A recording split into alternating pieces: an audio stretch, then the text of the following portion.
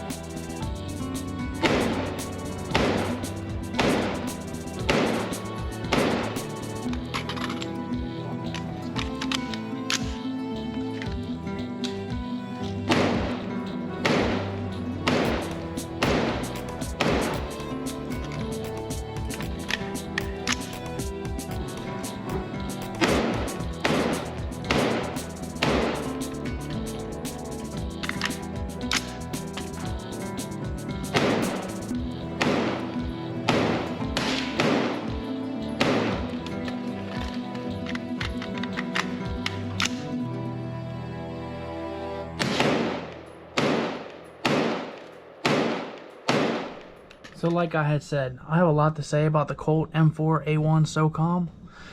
If you're looking for an extremely reliable AR-15 M4, highly recommend going with Colt. Specifically the M4A1 with the thick barrel, or the regular Colt is just as good. I did go out to the range and I shot 300 rounds through this. I know that's not a huge amount. However, I got this gun so hot, you absolutely could not hold on to it. I mean, short of holding onto the stubby grip here, there was no way you could hold it, you know, with your the grip that you're supposed to. I don't know what they call that, but where you put your thumb over bore, I guess is what they call it. You couldn't do that, even with these little plastic rail covers. In fact, you could smell burning plastic. And like I said, it was only 300 rounds, so this girl got hot, and I'm gonna roll in some footage. You'll see the gun is just smoking. I did do a accuracy testing. Unfortunately, I was like, I want to put rounds through the barrel, get it broke in, and then I did do the accuracy portion. However, the barrel was super hot still, like you couldn't touch the barrel. I did let it cool down for 5 minutes, but it wasn't enough. People say that they like the thicker barrels because it takes longer to heat up. Well, it takes just as long to cool down. So it takes a little longer to heat up, but it takes just as long to cool down. It was so hot. I mean, even the mag well was warm. The mags were hot. Like, I had stuck this gun in a gun rack to cool down for a minute, and then I ejected the mag. It was a metal mag like this, and the mag was a little bit warm. It wasn't hot, but I mean, you could tell it felt like it was sitting out in the sun. I think it's a good test that I got to put it through. I want to go through some of the things that I've done to this. We will go over the accuracy groups that I got. Keep in mind, the barrel was way too hot. I shouldn't have been doing accuracy testing at that point, but I wanted to go. So as you can see here, I got it pretty much decked out. This is the by far most expensive AR-15 I've ever bought, and I didn't even put an ACOG on this. I was like, it's already going to be expensive. I really want an EOTech. I'll just put an EOTech on it and save some money. Well, yeah, we'll get to that. So as you can see, it's just a B5 stock in the FDE. The grip is B5 Systems M23 grip. I replaced the rear sight here with it's the same rear sight. It's a Maytech rear sight, but it has no white markings on it. I cannot stand when companies put their white markings on shit. I don't want it on my rifle at all. I could do without the EOTech there, honestly. I don't like when BCM does it. I don't like when, you know, Maytech does it. I'm good. So I replaced it with the same rear sight, and this one is a USGI surplus sight. And then I also replaced the rear, or the charging handle, with a, let's see if you can see any of that there. It's a PRI gas buster charging handle. I think it's the M85. And the other things that I did to it, the ambidextrous safety that came factory trigger, and I put a correct Colt UID label on it. I got that from Carolina Laser Works. I'm pretty sure just about everybody knows about Carolina Laser Works nowadays. They're a great company. You can see all the brass markings on the deflector. The EOTech is a XPS 3-0. This is the US military optic, or EOTech. It even has a QD mount, and it has the night vision setting.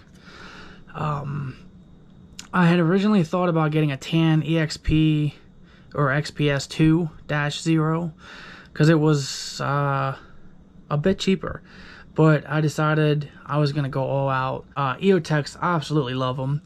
If you still are on the hate EOTech bandwagon because of some of the stuff that happened years ago, you know, get over yourself and get an EOTech. I'm telling you, you won't regret it. The Surefire M600 DF. This is a 1500 lumen.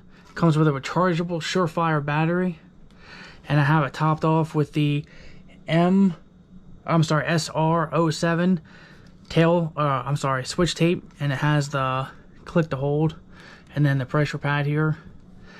Absolutely love this light. It's no joke. I'm not kidding. This light is no joke. This was an expensive light. Excellent light. I did just have the thumb screw is Loctited and torqued down. And then I have the Tango down stubby grip, and I have Magpul tan FDE rail covers. So at first I had the Knights Armament rail covers, and I couldn't have anything. Didn't have Knights covers that were small enough to fit here or here, so I decided to go with try these Magpul covers, and because I like the look of them. Well, they don't do shit for heat, but they do look cool. So I guess there is that, you know, form over function, right? So I'm gonna keep it like that probably, and I think I'm gonna keep this gun completely like it is. The only thing I might do to it is put a Geisley SSA trigger in there. We'll see. Just depends.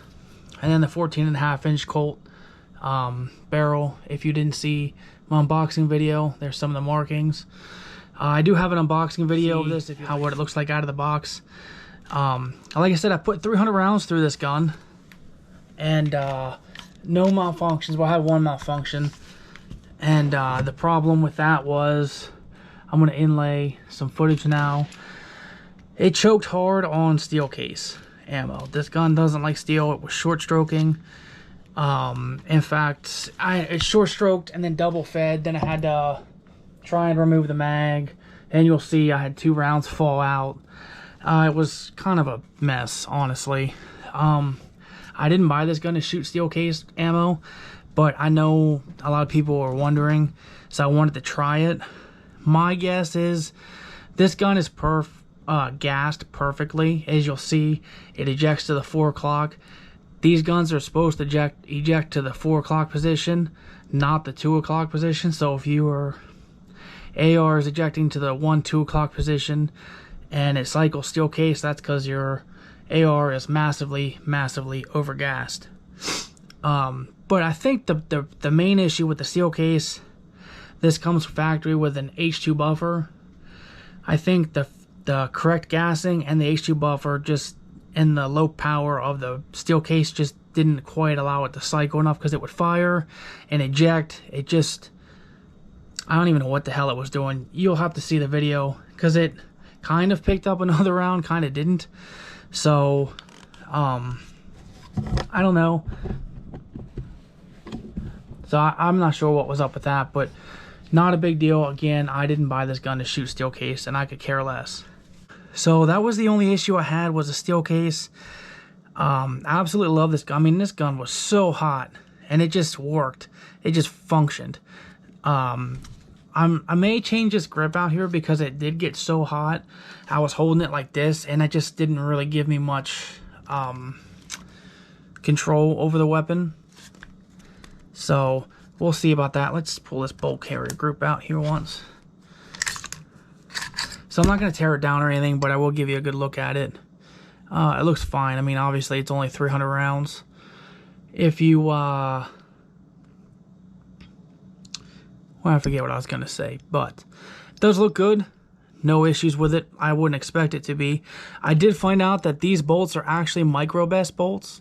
Colt has been getting bolts from microbest, and that is 100% good with me. I'm fine with that.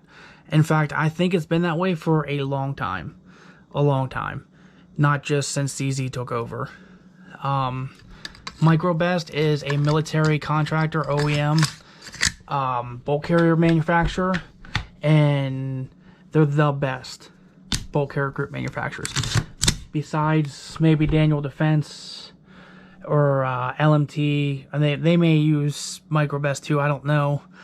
I will say that microbest also makes BCM bolt carrier groups, so I'm sure they make some others. So I just wanted to point that out, that I did find out that bolt carrier groups are not specifically made. Sorry about that, my camera decided to.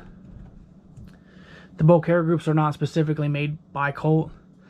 And that is, like I said, 100% fine with me. I don't care. Microbest is the best bolt carrier group manufacturer as far as I'm concerned.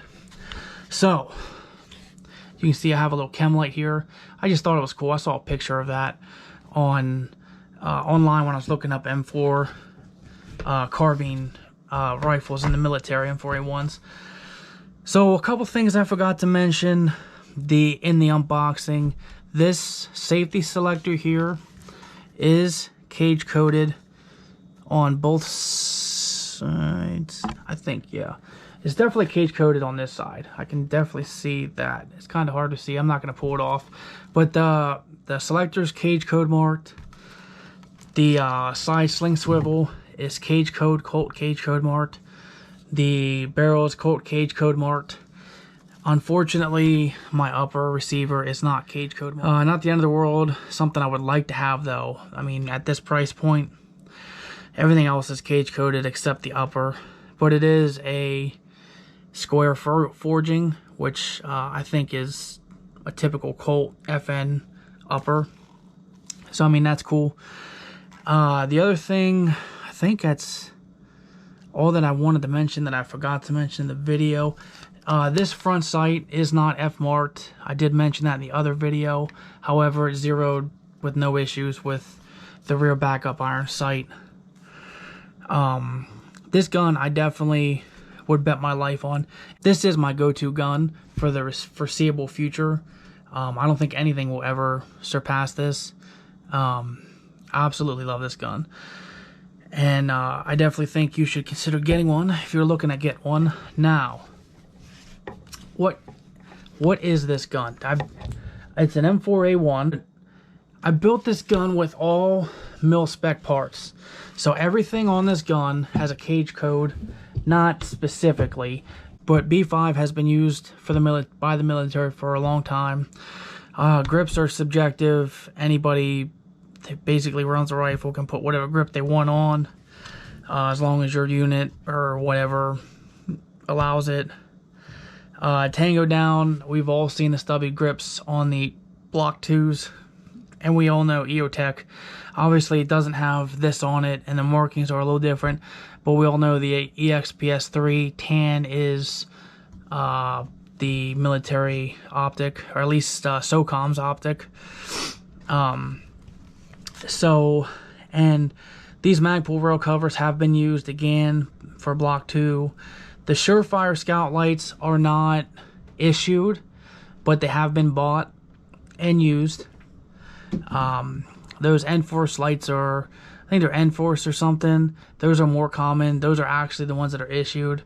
But from what I understand, more people like the Surefire lights. But if you're thinking about getting a Colt, go ahead, take the plunge. Like, this is gonna be my new go-to gun if anything ever would happen. And anyways, I hope you guys enjoyed the video. Hope you learned something. Let me know what you think this looks like a clone of, if you think it looks like a clone of anything. If not, just leave me a comment and let me know what you thought of the video. And make sure you like and subscribe. I have more Colt videos coming. I'm picking up a really cool pistol this weekend, and I'll have some pistol videos coming. So anyways, thanks for watching. Have a good day. Safety.